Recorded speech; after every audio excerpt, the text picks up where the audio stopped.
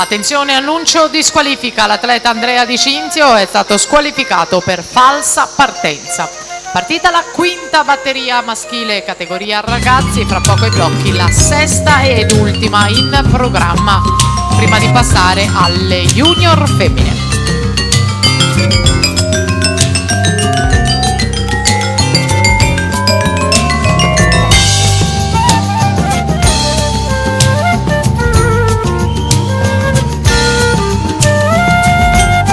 Luca Crema, Veneto Banca, Montebelluna in acqua in 1, scenderà tra poco. Federico Mestroni al suo fianco, Arcatim in 2.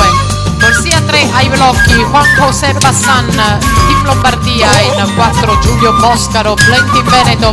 In 5 Giona Mainardis, Gemona in 6, Ludovico Foglia Gabbiano. Corsia 7 Cristiano Vannucchi, Futuro Atleti Cavalieri. In 8 Marco Chemello, Radinantes Marostica.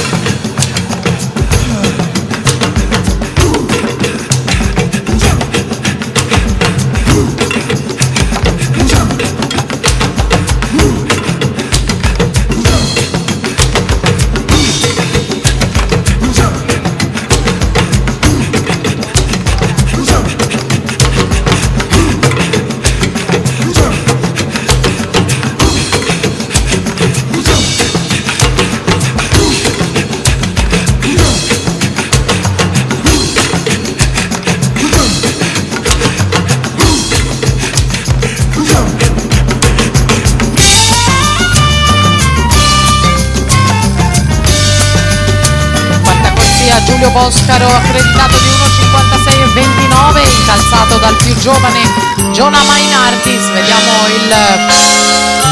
Gianluca De Caro in corsia 4, incalzato da Leonardo Favretti. Per De Caro 1,57,00 di iscrizione, 1,59,87 all'epilogo. Favretti 2,00,29. Partono adesso Crema, Mestroni